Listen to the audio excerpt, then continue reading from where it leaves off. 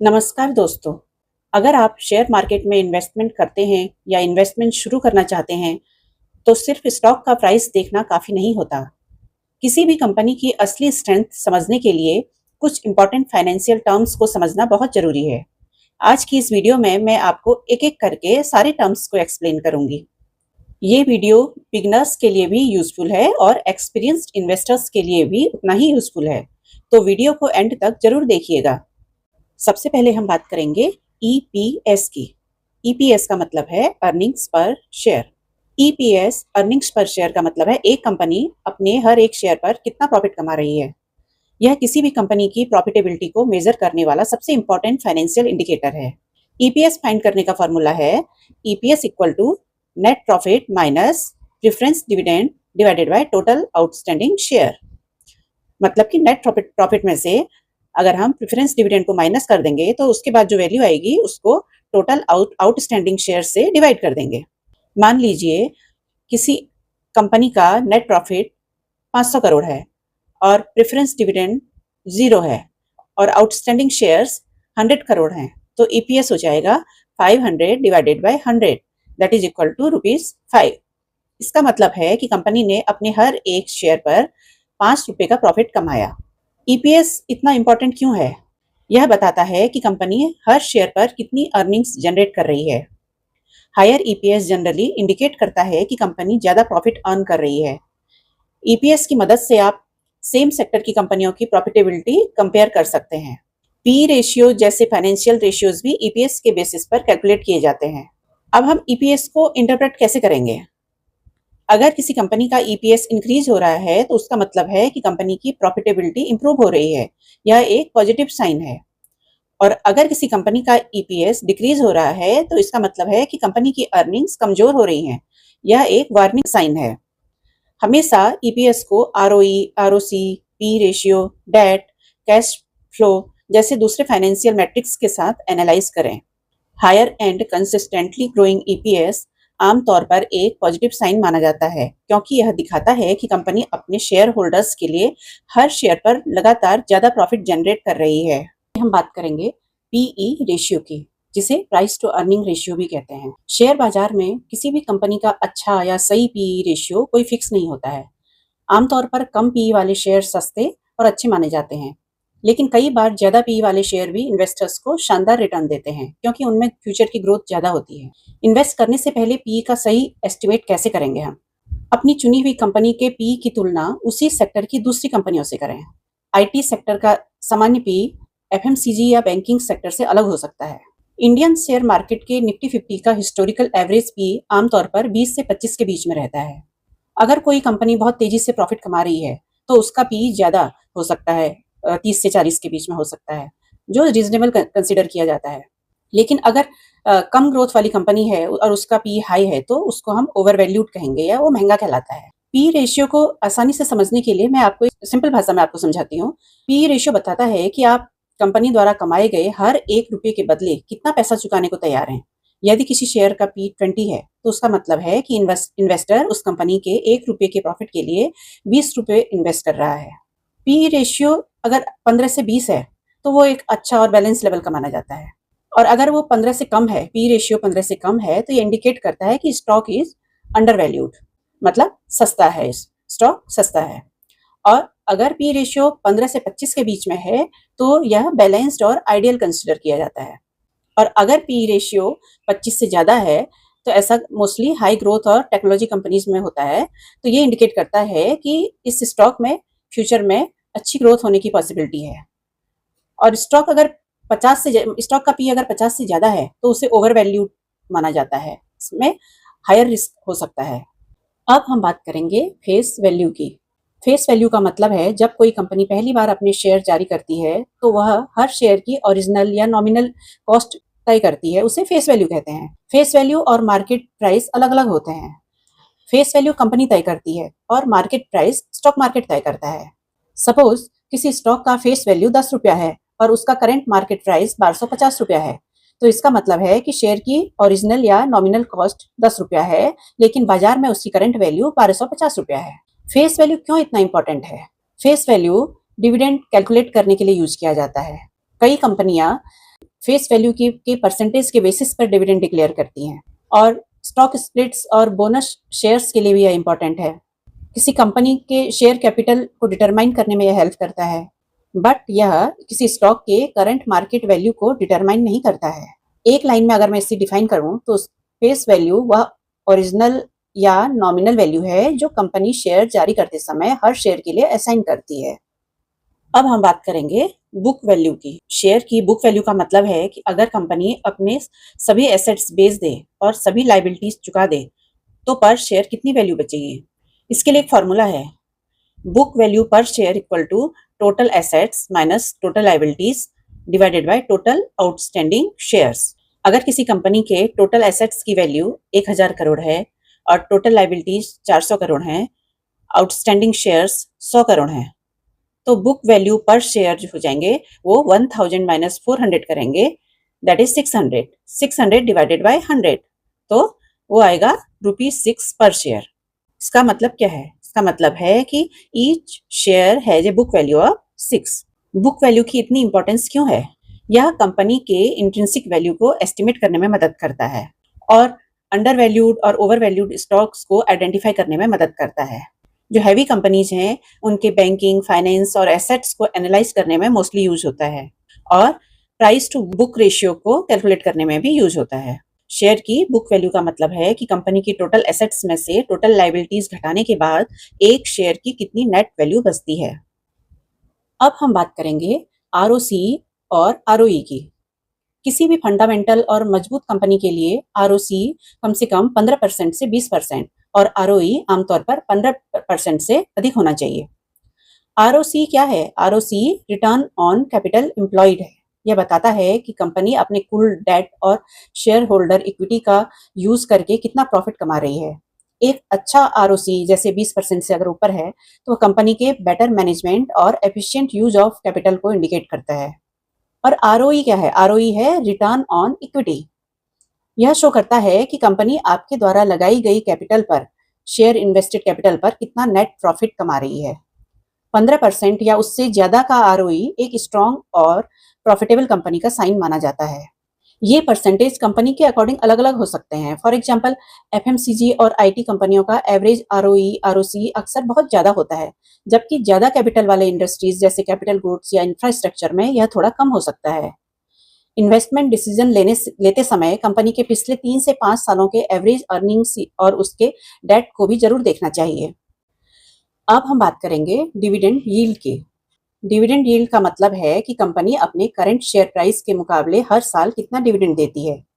यह बताता है कि अगर आपने आज के शेयर प्राइस पर इन्वेस्ट किया है तो आपको केवल डिविडेंड के रूप में कितने परसेंटेज का रिटर्न मिलेगा। इसका फॉर्मूला है dividend yield equal to annual dividend per share divided by current share price into 100। किसी शेयर का एनुअल डिविडेंड पर शेयर 10 रुपया है और करंट शेयर प्राइस 500 रुपया है, तो डिविडेंड यील्ड हो जाएगा 10 डिवाइडेड बाय 500 और जो वैल्यू आएगी उसको 100 से मल्टीप्लाई कर देंगे, तो दैट इज इक्वल टू 2%। इसका मतलब है अगर आपने 500 रुपये में यह शेयर खरीदा है तो आपको शेयर की कीमत बढ़ने या घटने को छोड़ करके सिर्फ डिविडेंड से लगभग 2% एनुअल रिटर्न मिलेगा। डिविडेंड यील्ड क्यों इतना इंपॉर्टेंट है? डिविडेंड पेइंग स्टॉक्स को कंपेयर करने में यह मदद करता है। इनकम फोकस्ड और लॉन्ग टर्म इन्वेस्टर्स के लिए यह यूजफुल है and it indicates the cash return from dividends. एक लाइन में अगर मैं इसे डिफाइन करूं तो डिविडेंड यील्ड बताता है कि मौजूदा शेयर प्राइस के आधार पर आपको हर साल डिविडेंड के रूप में कितने % का रिटर्न मिलता है। अब हम बात करेंगे टोटल एसेट्स और टोटल लायबिलिटीज की। किसी कंपनी के टोटल एसेट्स और टोटल लायबिलिटीज उसके बैलेंस शीट के सबसे इंपॉर्टेंट पार्ट होते हैं। इनसे पता चलता है कि कंपनी के पास क्या क्या है और उस पर कितना डेट या लोन है। टोटल एसेट्स का मतलब है कि कंपनी की कुल संपत्ति कितनी है। इसमें शामिल होते हैं कैश और bank balance, factory, building, plant और मशीनरी। इसके अलावा लैंड, इन्वेंट्री, कस्टमर से मिलने वाला पैसा, इन्वेस्टमेंट्स। आसान भाषा में बोले तो टोटल एसेट्स का मतलब है कि कंपनी के पास मौजूद सभी कीमती चीजों की कुल वैल्यू। अब हम बात करेंगे टोटल लायबिलिटीज की। टोटल लायबिलिटीज का मतलब है कि कंपनी पर कुल देनदारी कितनी है। इसमें शामिल होते हैं बैंक लोन, बोरोइंग्स, सप्लायर्स को देने वाला पैसा, टैक्स पेएबल, कर्मचारियों की देनदारी। आसान भाषा में समझें तो टोटल लायबिलिटीज का मतलब है कि कंपनी को दूसरों को चुकाने वाला कुल पैसा। अगर एसेट्स लायबिलिटीज से काफी ज्यादा हो तो कंपनी की फाइनेंशियल कंडीशन स्ट्रांग मानी जाती है, और अगर लायबिलिटीज बहुत ज्यादा हैं तो इसका मतलब है कंपनी पर कर्ज का बोझ अधिक हो सकता है। सबसे अच्छा संकेत तब माना जाता है जब कंपनी के एसेट्स लगातार बढ़ रहे हों और लायबिलिटीज कंट्रोल में हों। एक सिंपल एग्जांपल से मैं आपको समझाऊंगी। अगर किसी कंपनी के टोटल एसेट्स 10,000 करोड़ हैं और टोटल लायबिलिटीज 4,000 करोड़ हैं, तो कंपनी की अपनी नेट वैल्यू कितनी होगी? 10,000 minus 4,000 that is equal to 6,000 crore, 6,000 crore रुपया होगी। यानी कंपनी के पास कर्ज चुकाने के बाद भी 6,000 करोड़ की प्योर वेल्थ बचती है। याद रखें, अच्छी कंपनियों में एसेट्स बढ़ते रहते हैं जबकि लायबिलिटीज कंट्रोल में रहती हैं। यही लंबे समय में स्ट्रॉन्ग और हेल्दी बिजनेस की पहचान होती है। अब हम बात करेंगे कंपाउंडेड सेल्स ग्रोथ की। कंपाउंडेड सेल्स ग्रोथ का मतलब है कि किसी कंपनी की बिक्री कई वर्षों में हर साल एवरेज कितने परसेंट के रेट से बढ़ी है। अगर किसी कंपनी की सेल 5 साल पहले 100 करोड़ थी और आज 200 करोड़ है, तो इसका मतलब यह नहीं कि हर साल 20 करोड़ बढ़ी, बल्कि हर साल एक फिक्स्ड परसेंटेज से बढ़ी है, फिक्स्ड एवरेज रेट से बढ़ी है। इसी एवरेज एनुअल ग्रोथ रेट को compounded annual sales growth CAGR कहते हैं। और अब हम बात करेंगे कंपाउंडेड प्रॉफिट ग्रोथ की। कंपाउंडेड प्रॉफिट ग्रोथ का मतलब है किसी कंपनी का नेट प्रॉफिट कई वर्षों में हर साल एवरेज कितने परसेंट के रेट से बढ़ा है। अगर किसी कंपनी का प्रॉफिट 5 साल पहले 20 करोड़ था और आज 40 करोड़ है, तो इसका मतलब है कि कंपनी का नेट प्रॉफिट हर साल एक फिक्स्ड परसेंटेज से बढ़ा है, फिक्स्ड एवरेज रेट से बढ़ा है। इसी को कंपाउंडेड प्रॉफिट ग्रोथ कहते हैं। शेयर मार्केट में इसका क्या इंपॉर्टेंस है? सेल्स ग्रोथ बताती है कि कंपनी का बिजनेस कितना तेजी से बढ़ रहा है। प्रॉफिट ग्रोथ बताती है कि कंपनी की कमाई, कंपनी का प्रॉफिट कितनी तेजी से बढ़ रहा है। यदि किसी कंपनी की सेल्स ग्रोथ और प्रॉफिट ग्रोथ दोनों लगातार कई वर्षों तक अच्छी रहें, तो यह एक स्ट्रॉन्ग और बढ़ती हुई कंपनी का साइन माना जाता है। कंपाउंडेड सेल्स ग्रोथ 10% से 15% या उससे अधिक की अच्छी मानी जाती है। कंपाउंडेड प्रॉफिट ग्रोथ 15% से 20% या उससे अधिक की अच्छी मानी जाती है। याद रखने का आसान नियम है कि जितनी लगातार सेल्स और प्रॉफिट ग्रोथ होगी, उतनी ही कंपनी की फ्यूचर में अच्छा परफॉर्मेंस करने की पॉसिबिलिटीज बढ़ेंगी। अब हम बात करेंगे नेट कैश फ्लो की। नेट कैश फ्लो का मतलब है किसी फिक्स्ड टाइम जैसे कि एक क्वार्टर या एक साल में कंपनी के कुल कैश इनफ्लो और कुल कैश आउटफ्लो के बीच का अंतर। कैश इनफ्लो में आता है अमाउंट रिसीव्ड फ्रॉम कस्टमर, ग्राहकों से सेल करने के बाद जो मिला हुआ अमाउंट है, और इसके अलावा इन्वेस्ट करने के बाद मिला हुआ अमाउंट, वो सब कैश इनफ्लो में आते हैं। और कैश आउटफ्लो में आते हैं एम्प्लॉय की salary, raw material, electricity bill, tax, loan instalment etcetera. Net cash flow is equal to total cash inflow minus total cash outflow. अब एक उदाहरण से, एक एग्जाम्पल से इसको हम समझते हैं कि कंपनी में कुल 100 करोड़ आए और कंपनी ने कुल 80 करोड़ खर्च कर दिए, तो नेट कैश फ्लो कितना होगा? वो होगा 100 करोड़ माइनस 80 करोड़, तो 20 करोड़ बचता है। किसी कंपनी का पॉजिटिव नेट कैश फ्लो का मतलब है कि कंपनी के पास खर्च के बाद भी कैश बच रहा है, जो कंपनी की गुड कंडीशन को शो करता है। और अगर किसी कंपनी का कैश फ्लो नेगेटिव है, तो इसका मतलब है कि कंपनी के जो एक्सपेंसेस हैं उसकी कैश इनफ्लो से अधिक हैं, जो चिंता का विषय हो सकता है। और यह अगर लंबे समय तक ऐसे ही जारी रहता है, नेगेटिव नेट कैश फ्लो रहता है, तो ये एक चिंता का विषय हो सकता है। अब हम बात करेंगे कैश कन्वर्जन साइकिल की, जिसे शॉर्ट में CCC भी कहते हैं। कैश कन्वर्जन साइकिल का मतलब है कि कंपनी को अपना लगाया हुआ पैसा वापस कैश बनने में कितने दिन लगते हैं। मान लीजिए कंपनी ने कच्चा माल खरीदा, उससे प्रोडक्ट बनाया और फिर उसे बेच दिया। अब सवाल है कि इस पूरी प्रोसेस में कंपनी का पैसा कितने दिनों तक फंसा रहता है। यही कैश कन्वर्जन साइकिल कहलाता है। इसका एक सिंपल सा फॉर्मूला है कि CCC equal to inventory days plus receivable days minus payable days. अब इन्वेंट्री डेज क्या है? इन्वेंट्री डेज है सामान बेचने में कितने दिन लगे, और रिसीवेबल डेज का मतलब है कस्टमर से पैसा आने में कितने दिन लगे, और पेएबल डेज का मतलब है सप्लायर को पेमेंट करने में कंपनी ने कितने दिन लिए। अब एक एग्जांपल से मैं आपको समझाती हूँ। मान लो कि इन्वेंट्री डेज 40 डेज है और रिसीवेबल डेज 20 डेज है और पेएबल डेज 30 डेज है, तो CCC equal to 40 plus 20 minus 30 that is equal to 30 days. यानी कंपनी का पैसा 30 दिनों तक बिजनेस में फंसा रहता है और उसके बाद वापस नगद मिलता है, मतलब वापस कैश बनता है। तो इन्वेस्टर्स के लिए इसका क्या मतलब है? CCC जितना कम हो उतना ही अच्छा कंपनी जल्दी कैश बना रही है। नेगेटिव CCC सबसे अच्छा माना जाता है। कंपनी पहले कस्टमर्स से पैसा ले लेती है और बाद में सप्लायर को पेमेंट करती है। और अगर CCC बहुत ज़्यादा है तो कंपनी का पैसा लंबे समय तक फंसा रहता है, जो अच्छी बात नहीं मानी जाती है। एक बात हमेशा याद रखें, कैश कन्वर्जन साइकिल जितना कम होगा, कंपनी की कैश मैनेजमेंट और वर्किंग कैपिटल एफिशिएंसी उतनी ही बेहतर मानी जाएगी। अब हम बात करेंगे CAGR की, compound annual growth rate. Stock price CAGR का मतलब है कि किसी शेयर का प्राइस पिछले कुछ वर्षों में एवरेज हर साल कितने % की रेट से बढ़ा या घटा है। यह मानकर चलती है कि शेयर प्राइस हर साल एक कांस्टेंट रेट से ग्रो हुई है, भले ही रियलिटी में हर साल ग्रोथ अलग अलग रही हो। For example, suppose starting price 100 रुपया था, उस शेयर का स्टार्टिंग प्राइस 100 रुपया था और करंट प्राइस 200 रुपया है और टाइम पीरियड हम 5 साल का मान के चलते हैं, तो स्टॉक प्राइस CAGR उसका 14.87% रहेगी। तो इसका मतलब है कि इस शेयर की कीमत पिछले 5 वर्षों में एवरेज 14.87% पर ईयर के रेट से बढ़ी है। स्टॉक प्राइस CAGR इतना इंपॉर्टेंट क्यों है? यह लॉन्ग टर्म में शेयर प्राइस की ग्रोथ को मेजर करने में हेल्प करता है। डिफरेंट स्टॉक्स को कंपेयर करना आसान होता है। ओवर ए पीरियड यह एवरेज एनुअल रिटर्न शो करता है। किसी कंपनी के हिस्टोरिकल परफॉर्मेंस को एनालाइज करने के लिए लॉन्ग टर्म इन्वेस्टर्स के लिए यह बहुत यूजफुल होता है। स्टॉक प्राइस CAGR बताता है कि किसी शेयर की कीमत पिछले कुछ वर्षों में एवरेज हर साल कितने % की रेट से बढ़ा या घटा है। अब हम बात करेंगे TTM की। TTM का पूरा नाम ट्रेलिंग 12 मंथ्स होता है। इसका मतलब है कि किसी कंपनी के लेटेस्ट 12 मंथ्स के एक्चुअल फाइनेंशियल डेटा को जोड़कर निकाला गया डेटा, यानी यह किसी एक फाइनेंशियल ईयर का नहीं बल्कि आज की डेट से पीछे के लगातार 12 मंथ्स का परफॉर्मेंस दिखाता है।